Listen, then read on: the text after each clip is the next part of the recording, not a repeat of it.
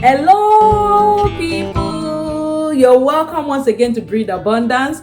My name is Donya Kiriade, and I'm glad that you're watching this video because we're talking about something very important today.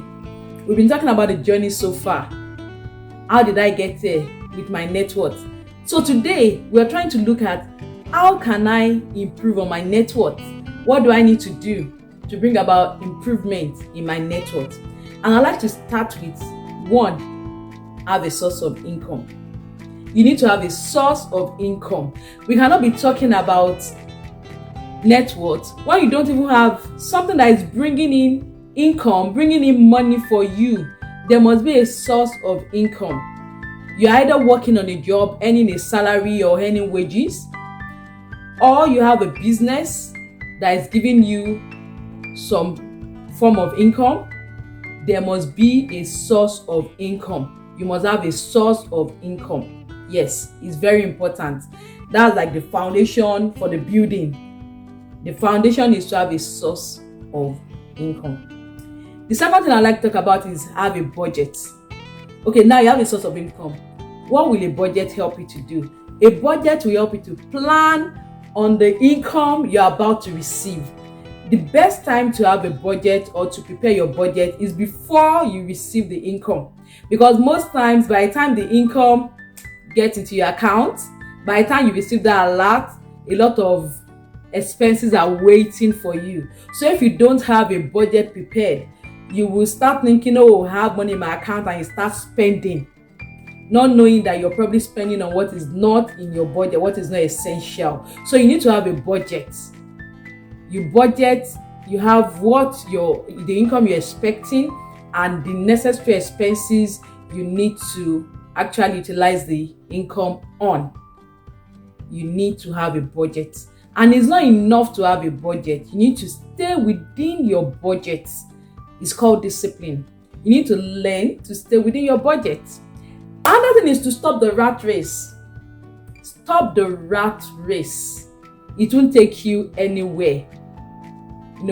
When you decide to wear clothes that you cannot afford and you have to borrow to get the attire, probably for an event, or when you have a ceremony, a party, and you need to borrow money to fund it, those are unnecessary expenses.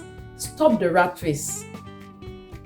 Rat race is trying to impress people that are probably not even looking at you.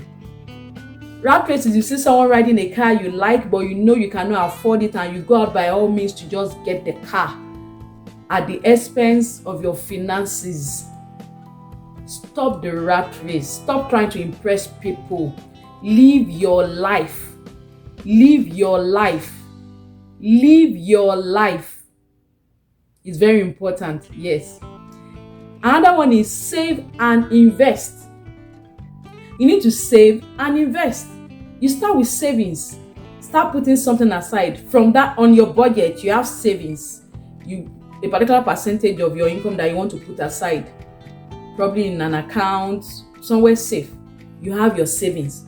And after you built up your savings, then you start moving it to an investment, because investment is where your money will grow.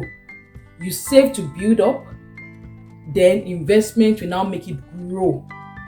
And even after you started investing, you continue saving, because opportunities come every now and then. If you don't have anything kept aside, you might not be able to latch on some opportunities when they come. And pay down your debt. Yes, you're already in debt. That has happened already. So we need to chart a course forward. This is not a time to sit down and regret. It's the time to chart the way forward. I have debt. What do I need to do? Start paying down your debt. List out your debts and start paying them down. Start with the one that has the highest interest rate, the one that is most expensive, the one that costs you more. Start paying that down first. When you're done paying that, you can negotiate the other ones with whoever you're owing or whatever institution you are owing, so that when you pay down the most expensive one, you move to the next one. There's more funds available. You pay down that one till you move to the next one. It's called debt stacking until you get done paying your debt. You also need to invest in appreciating or income generating assets. Appreciating assets are assets that will increase in value. For instance, land is usually an appreciating asset because over time, land increases in value. So invest in appreciating assets. Also invest in income producing assets. For instance, if you have a building that you rent out, your tenant will pay rent probably monthly or annually. That is income. So that your asset is producing income for you. Or if you have shares in companies where they give dividends, that dividend is the income that is your asset, which is your shares, is producing. So invest in appreciating or income generating assets. Also reinvest the returns on your investment. When you buy shares and you pay dividend, reinvest the dividend, don't spend it. When you build a house and you receive rent, don't spend the rent. Reinvest the rent, probably to buy another land, to save towards another asset or towards another project. Don't spend it. The more you take back the return on your asset into another asset, the better the growth you will have on your asset column. And lastly today, I would like to say you need to have a financial goal.